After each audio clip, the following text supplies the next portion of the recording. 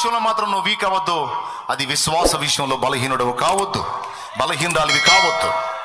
ఆ విషయంలో నువ్వు బలంగా ఉండు. ఆ విషయంలో నువ్వు బలంగా ఉంటే నీ పరిస్థితులన్నీ నీకు అనుకూలంగా మార్చే దేవుడి కార్యాలు నీలో జరగటానికి, నీ ద్వారా జరగటానికి నీకు బలం వస్తుంది.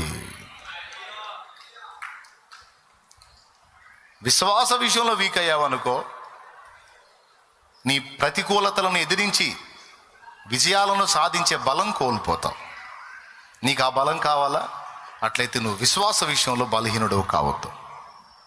కిందికి చదివితే చూడండి, అవిశ్వాసం వల్ల దేవుని వాగ్దానాన్ని గూర్చి సందేహింపక దేవుని మహిమపరచి ఆయన వాగ్దానము చేసిన దాన్ని నెరవేర్చుటకు సమర్థుడిని రూఢిగా విశ్వసించి విశ్వాసం వల్ల బలము పొందెను, అందుచేత అది అతనికి నీతిగా ఎంచబడెను. దేవునికి స్తోత్రం కలుగును గాక. బిడ్డలారా, జాగ్రత్తగా వినండి.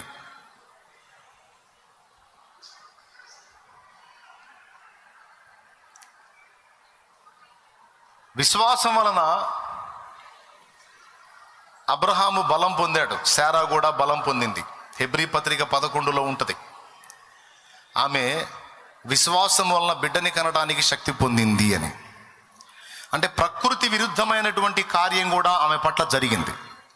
ప్రకృతి సిద్ధంగా అయితే ఒక వయసు వరకే స్త్రీకి అండోత్పత్తి ఉంటుంది, అండోత్పత్తి ఉంటేనే పిండోత్పత్తి. కానీ ప్రకృతి క్రమములో ఆమెకి ఆ స్త్రీ ధర్మం అనేది బ్రేక్ అయిపోయింది. కానీ విశ్వాసం విషయంలో ఆమె వీక్ కాలేదు. దేవుని వాగ్దానాన్ని రూఢిగా నమ్మింది గనుక తన కడుపులో ఒక పిండం ఏర్పడటానికి అనువైనటువంటి పరిస్థితులు లేకపోయినా అవి దేవుడు రూపించగలడని విశ్వసించినందున అలాంటి శక్తి పొంది ఇస్సాకు అనేటువంటి కుమారుడికి జన్మనిచ్చింది. ఆ ఇస్సాకు నుంచి యాకోబు వచ్చాడు. యాకోబు నుంచి 12 గోత్రాలు వచ్చినాయి. ఆ 12 గోత్రాల్లో ఒక గోత్రము యూదా గోత్రము. ఆ యూదా గోత్రంలో నుంచి దావీదు వచ్చాడు. దావీదు వంశము నుండి యేసుక్రీస్తు వచ్చాడు. ఆ యేసుక్రీస్తు నందు భూలోకములోని సకల జనములు ఆశీర్వదించబడ్డారు. భూలోకములోని సకల జనములు విశ్వాసమును బట్టి అబ్రహాము సంతానమయ్యారు.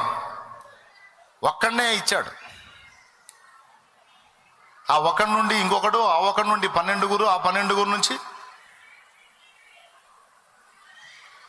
జనాలు వచ్చారు. మరి వాళ్ళు కాక యూదా గోత్రం నుంచి రక్షకుడు వచ్చాడు. ఆ రక్షకుడు